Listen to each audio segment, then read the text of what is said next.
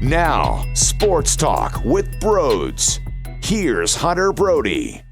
What is going on, everyone? Welcome to Sports Talk with Broads. We are broadcasting live from the Manscaped Man Cave. Get 20% off and free shipping with the code BROD at manscaped.com. If you live under a rock, I have been so obsessed with the MLB postseason this year. I don't know what to do with myself. I'm constantly thinking about all the games. When the NLDS and the ALCS was going on, I couldn't breathe because I was so excited watching those four teams battle it out. And all day long, I was anticipating Game 1 of the World Series. I couldn't wait. I seriously couldn't wait, and that was a phenomenal baseball game. Do I have any dogs in the fight? Not really. Am I rooting for the Rays? Yeah, a little bit, because I think that they're super exciting. And when you look at the matchup, you have the powerhouse squad that's clearly insanely talented, and the Dodgers have a ton of money to spend, while on the other side, you have the Rays, who is a tiny-ass market, who doesn't have the payroll. But the front offices, that's where I find it super intriguing. The background of the front offices who know each other. They know each other really well. The strategy on how these organizations are structured adds another layer to the excitement. So, look, the Dodgers win Game 1, 8-3, and they were in control. And once that fifth inning happened, boom, they really decided, hey, this is our game. And I know that they are the powerhouse squad. I will say this, though. It's only one game. The Houston Astros were down 3-0, and that was a 7-game series in the ALCS. The Dodgers were down 3-1 to the Atlanta Braves, and they won in 7 in the NLCS. It's one game. Now, it's obvious, though, who has the more talent. The Dodgers are a juggernaut. But this Rays team is here for a reason. And the Dodgers had it tonight, without a doubt. The Dodgers had a game plan. They had their stud on the bump, and their stud made it happen. We hear the noise all the time surrounding Clayton Kershaw. Who is he in the postseason? The Astros cheating. Did that have something to do with his ERA? I see people tweeting all over Twitter about his ERA with and without the Houston Astros numbers, yada, yada, yada. All I know is this, though. He had a phenomenal baseball game. The first inning, the slider wasn't rolling. He was struggling. Single, walk wasn't pretty. But after that first inning, he was electric. The swing and miss, the slider was perfection. It was money. Mwah. Outstanding work out of him with that slider. 8 strikeouts on the day, 78 pitches, keeping the pitch count low, going 6 innings. And because the Dodgers had such a lead, you could easily accept him only going 6 innings, but he had plenty left in the tank, and I'm sure that low pitch count is going to be a factor as this series continues. And another thing to add to the conversation with this series is there's actually breaks. Throughout the beginning rounds, you didn't have breaks. Bang, game, bang, game, bang, game, bang, game. Games every single night. Well, that took a toll on the pitching. It took a toll on the bullpen. Now, it adds another layer to context when the pitchers are now being a factor. So, something to keep in mind, the 78 pitch count and the fact that Clayton Kershaw delivered. He made one bad mistake. Kiermaier took it for a ride, but the Dodgers were already up 2-0 at that point because Glasnow walked Muncy and then Cody Bellinger. What shoulder injury? What shoulder injury? We thought he was injured based off of the celebration he put on after that monster bomb against the Braves. No. Not only did he hit that 2-run bomb, by the way, in the 9th inning when Joe Kelly was on the bump, Austin Meadows took one for a ride. I thought it was going to be a dinger. Then you saw the side replay. It was probably going to be short, but he was making electric plays out in center field as well, jumping up for the ball. Crazy stuff. Mookie Betts, insane. Justin Turner, Max Muncy, Cody Bellinger, you name it. This team is wild. They're so damn good. It does feel like this is finally going to be their year. And to be fair, I thought that before this game. But I'm not writing off the Rays. Once again, they are here for a reason. But I did think that Kevin Cash made a very poor decision in that 5th inning with Glasnow. In the beginning of this game, there was a bit of a duel going. And Glasnow, I believe it was the 3rd inning, Mookie Betts up, full count, and he throws a 99-mile-per-hour fastball right on the outside corner. Boom! Bringing the heat. And Mookie Betts swung right through it. I was like, damn, all right, here we go. See, I'm a fan of pitching duels. People find that boring. People say they want a ton of offense. That's what is exciting. And don't get me wrong, I think it is exciting to see some small ball happen, to see some home runs happen, running the bases, stolen bases. You saw plenty of that in this game. Mookie Betts stealing bases left and right. I'm for that side of it as well, but I find enjoyment out of a pitching duel just as much as the entertaining, explosive offense as well. And you had that early on.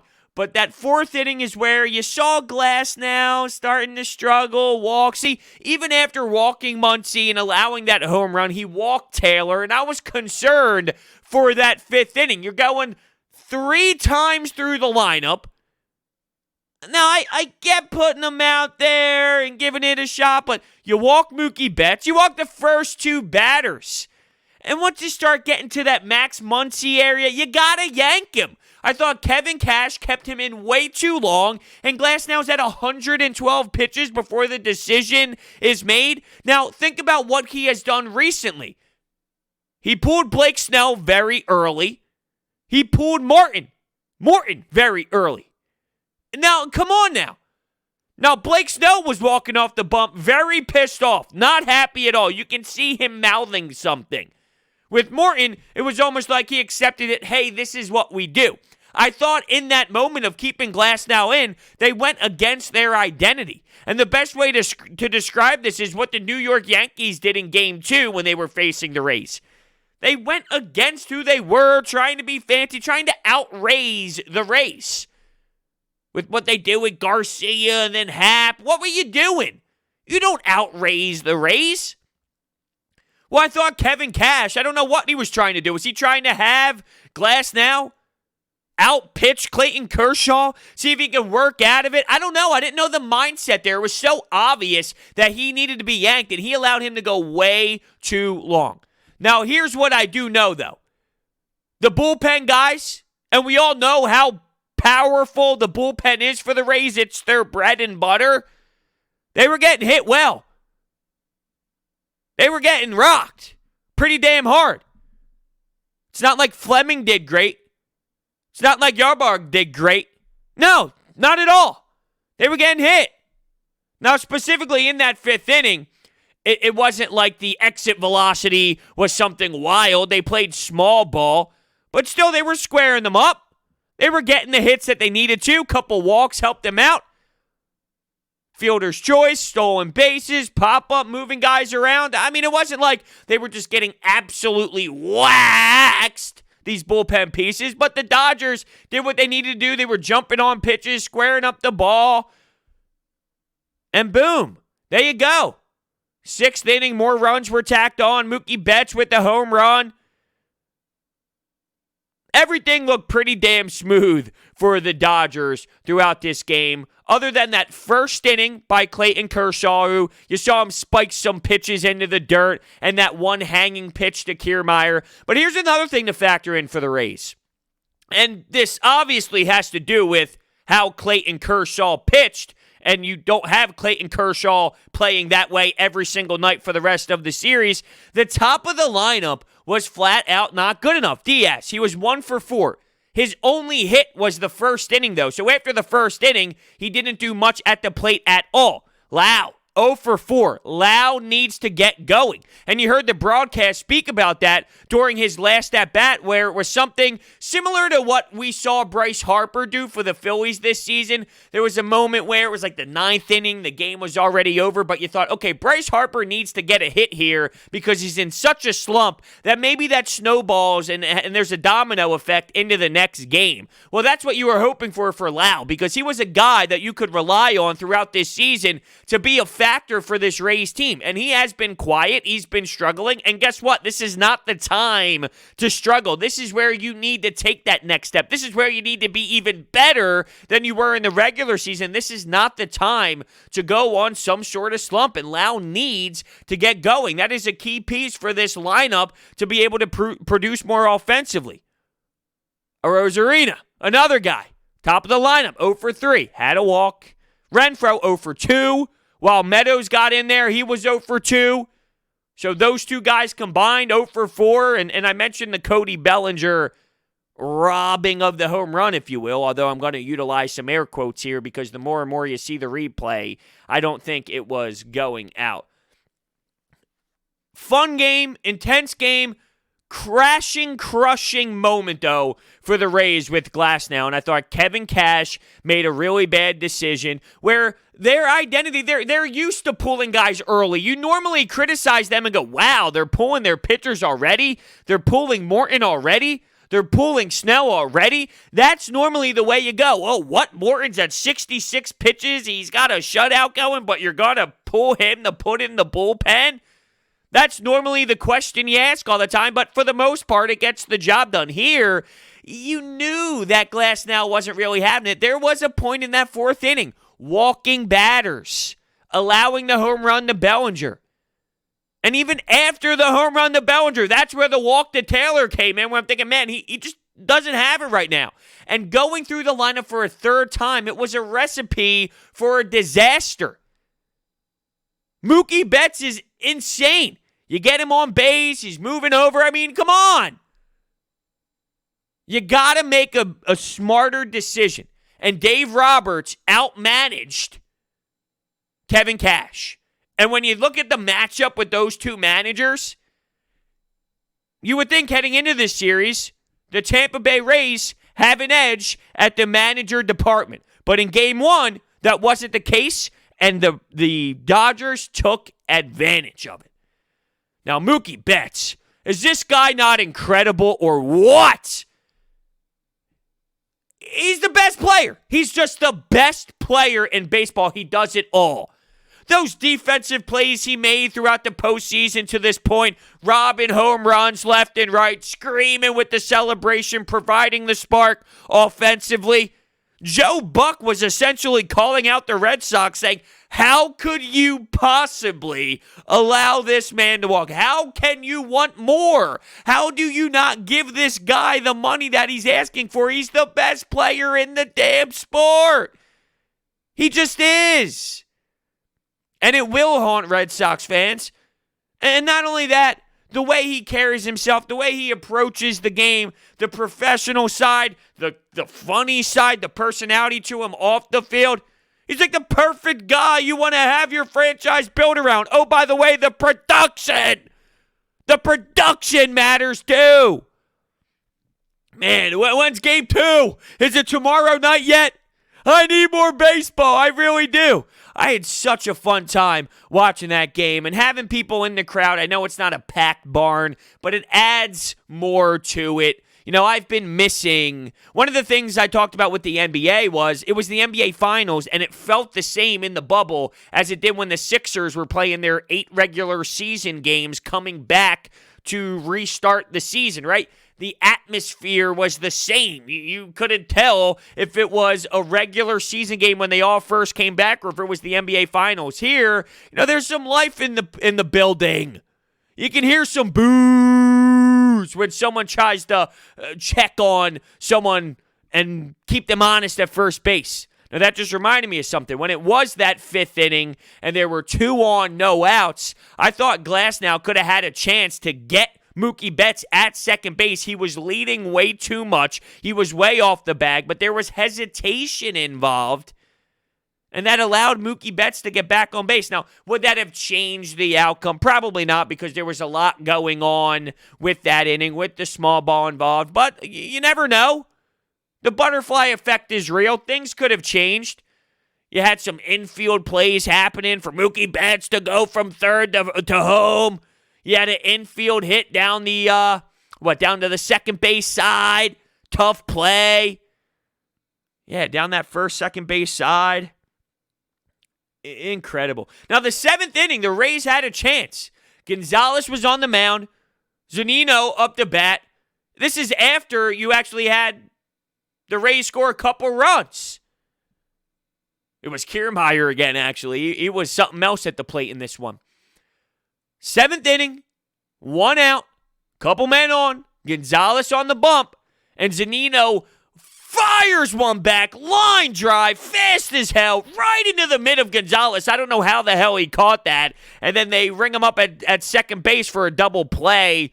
Things could have got interesting. Did I feel the Rays were going to come back in that moment? Not necessarily come back, but I thought that would be an inning, a statement inning. If they scored a couple more runs, if they made it 8-5, 8-6, just to make a statement of, hey, you know what? You might have game one, but we're not going to die. We're not just going to fall over. We're not just going to collapse because you scored a ton of runs. I've mentioned the bread and butter for the Rays. It's the bullpen. And the Dodgers jumped on the bullpen of the Rays, so that could be discouraging, but tomorrow's a new day. This is baseball. You go to the ballpark tomorrow, and while the Dodgers score 8 runs in this one, who knows? They can score 2 tomorrow. It looks like Gosselin is going to go for the Dodgers. All right, here we go. Snell versus Gosselin. But I got to say, I'm proud of Clayton Kershaw for all the noise he gets and all the criticism he gets. He stepped up big time. Now, pregame, I tweeted out, Clayton Kershaw is a fraud. And you can follow me at Broads81. I feel like I'm a fun follow during games. I tweet out funny things. And, you can follow me on Twitter if you like. I tweet out he's a fraud. Just trying to jinx him a bit. Shame on me, though. It looks like since I'm more pulling for the Rays, I don't care. I'm not going to cry if they don't win, but I'm pulling for the Rays. It's been a fun journey to this point, and they're the underdogs with how much money they're limited in spending and things of that nature. Is my Philly sports fandom now jinxing the Rays for me to, want them to win? That's what people are tweeting at me. Bros, if they lose, it's all your fault. You're bringing the Philly sports curse. All the Philly sports negativity on the Rays. Stop. It's one game. I get the overreaction to the 8-3 win because the Dodgers look good. They look dominant. They had the great starting pitching. Their lineup was thriving after a certain point, and Cody Bellinger hit a bomb, and Mookie Betts hit a bomb, and their defense was awesome. Not only what Cody Bellinger did in the outfield, but there was a play by Justin Turner in the infield. He's diving. He's getting up. He's throwing it over to first base. Big gun out at first base. There were some great defensive plays. I mentioned what Gonzalez did to turn 2 in the 7th inning when the Rays were actually making some noise. So there was a lot involved. And I'm disappointed in the Rays offense, but when you have Clayton Kershaw on the mound, that's what happens. And when he's playing his best baseball, let's say, because it's not necessarily the case that when Clayton Kershaw is on the bump in playoff mode that this is the results. But that's a big part of it in this game. The slider was unreal. They couldn't figure it out. A lot of swing and misses. And it's just ironic, though, based off of what I saw in the first inning where there was a lot in the dirt.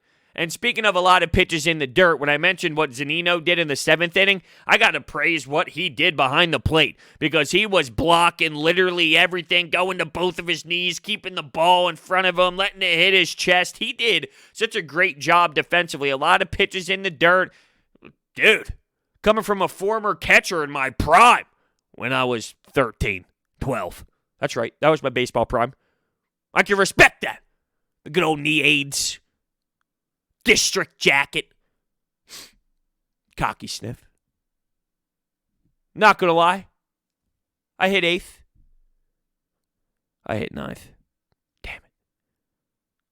I love this damn game. I really do. This playoff run has intensified for me more than any other year. And I always watch the World Series. It's not like, oh, I never watched the World Series before. But this year I'm so dialed in.